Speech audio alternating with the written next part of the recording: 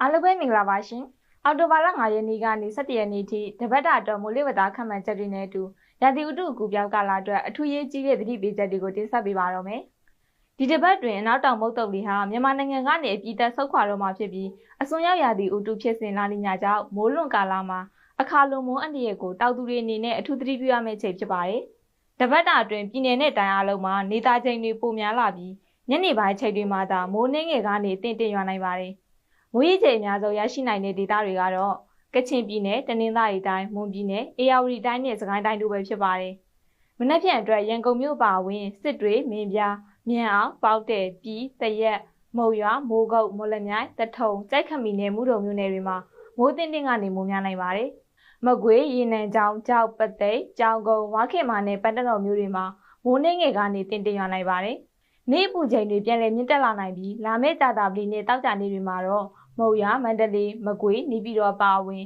ပဲခူးတိုင်းဧရာဝတီတိုင်းရန်ကုန်တိုင်းနဲ့မွန်ပြည်နယ်တို့မှာနေ့ပူချိန်တိတာစွာမြင့်တက်လာဖို့ရှိနေပါတယ်။အော်တိုဘာလ6ရက်နေ့တနင်္လာနေ့ကနေစပြီးအနောက်တောင်မုတ်သုတ်လေဟာဧရာဝတီမြစ်ဝကျွန်းပေါ်ဒေသတွေကနေဆုတ်ခွာသွားတော့မှာဖြစ်ပါတယ်။မိုးနောက်ကာလအလွန်မှာအစွန်ရောက်ရာသီဥတုဖြစ်စဉ်ဖြစ်တဲ့လာနီညာဖြစ်နိုင်ခြေဟာ80%အထက်ရှိနေတယ်လို့မိုးလေဝသပညာရှင်ဝင်းနိုင်ကခန့်မှန်းထားပါတယ်။ဒါကြောင့်မိုးလွန်ကာလဖြစ်တဲ့နိုဝင်ဘာလကုန်ထိနှောင်းမိုးအခါလွန်မိုးဖြတ်မိုးတွေရွာသွန်းနိုင်လို့စိုက်ပျိုးတောင်သူတွေအနေနဲ့အထူးသတိထားပြင်ဆင်ရမယ့်အခြေအနေပဲဖြစ်ပါတယ်။ဒါအပြင်နေလန်းစားချက်လုပ်ဖို့ပြင်ဆင်နေကြတဲ့စားတောက်သူတွေအနေနဲ့လည်းရာသီဖြတ်မိုးကိုသတိပြုပြင်ဆင်ထားကြဖို့တိုက်တွန်းလိုပါတယ်ရှင်။ဒီတစ်ပတ်ကစပြီးမြန်မာနိုင်ငံမြောက်ပိုင်းဒေသတွေမှာညပူချိန်တွေဇက်တိုက်ကျဆင်းလာနိုင်ပါတယ်။မြောက်လေးပြန်ဟေးမှန်ဆောက်ရသည်ငွေ